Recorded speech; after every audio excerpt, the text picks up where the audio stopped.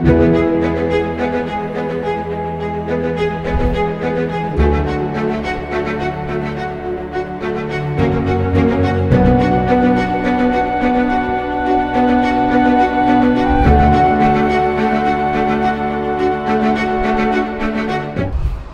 हम निवेदन करने जा रहे हैं दिल्ली के माननीय परिवहन मंत्री डॉक्टर पंकज सिंह जी से कि आज के इस शुभ अवसर पर कृपया अपने विचार साझा करने की कृपा करें।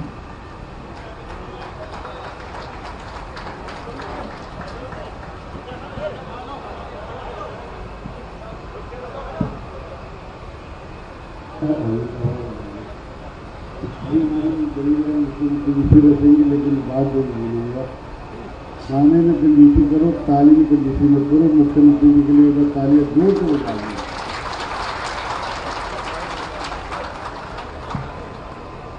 मंच पर उपस्थित दिल्ली की जनता के लिए 24 घंटे सोचने का काम उनके लिए कैसे उनकी मदद कर सकें, सिर्फ उनकी समस्याओं को दूर कर सकें, ऐसी मेरी बड़ी बहन दिल्ली की मुख्यमंत्री परम आदरणीय रेखा गुप्ता जी।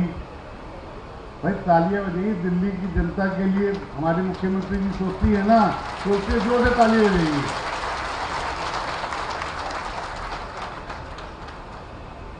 मंच पे उपस्थित हमारे भरूच से आए हुए सांसद भाई राजकुमार सागवान जी, हमारी ट्रांसपोर्ट सेक्रेटरी जो हमेशा 24 घंटे मेहनत करने के लिए तैयार रहती हैं श्री निहारिका जी, हमारे नए नवेले ज्वाइन किए MD जी, हमारे CGM साहब जसविंदर जी और केनरा बैंक से आए हुए हमारे भाई दुग्गल साहब। देखिए, ये इतिहास बनने जा रहा है। कई वर्षों से इंटरस्टेट बसें चलनी बंद हो गई थी और ये हमारे यशस्वी प्रधानमंत्री जी के मार्गदर्शन और मेरी बड़ी बहन और यहाँ हमारी मुख्यमंत्री के नेतृत्व से हमने कई वर्षों के बाद इंटरस्टेट बसों को चालू करने का मन बनाया और आज से चालू करने जा रहे हैं।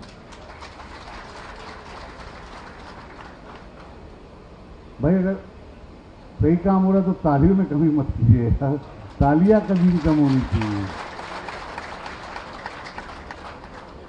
ये हमारी मुख्यमंत्री जी का विजन था कि इंटरस्टेट बसें चलनी चाहिए। ये एक शुरुआत है।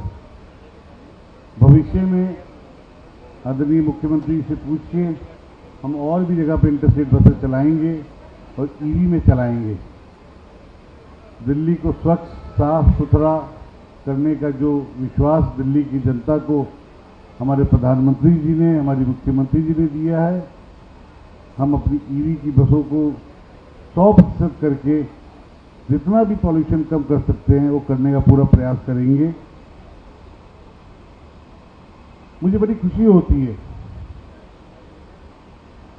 जब उस ट्रांसपोर्ट जिसको पिछली सरकार ने खत्म कर दिया था और जिसको हम रिवैम्प कर रहे हैं और ये विश्वास दिला रहे हैं कि मुख्यमंत्री जी के नेतृत्व में हम दिल्ली ट्रांसपोर्ट के सारे घाटे पूरे करेंगे, दूर करेंगे और DTC को वही मान और सम्मान के साथ वापस लाएंगे। ये जो विजन मुख्यमंत्री जी का है,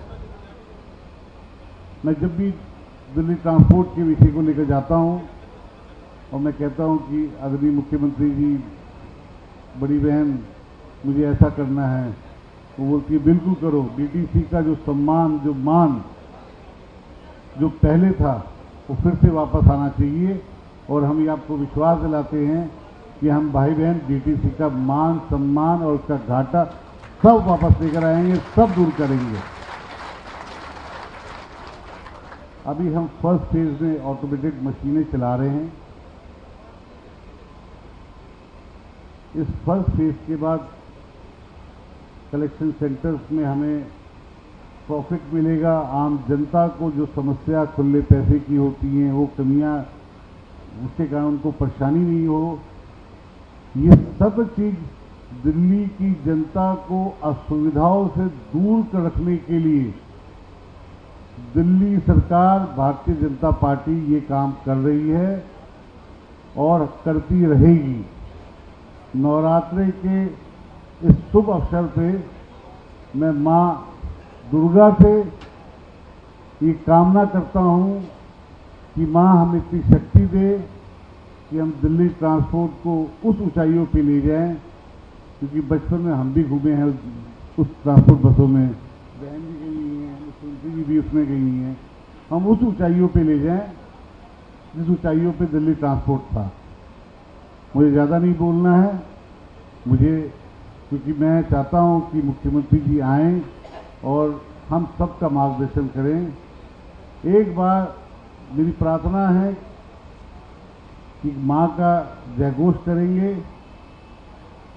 बोलो जयकारा शेरावाली दा। अब एक बार जोर से तालियों से अपने सीएम का अभिनंदन कीजिए कि सीएम मैडम आपके अभिनंदन को स्वीकार करें। तालियों की गूंज इतनी तेज होनी चाहिए कि मैडम आपके अभिनंदन को स्वागत करें। बहुत बहुत धन्यवाद। जय हिंद, जय भारत।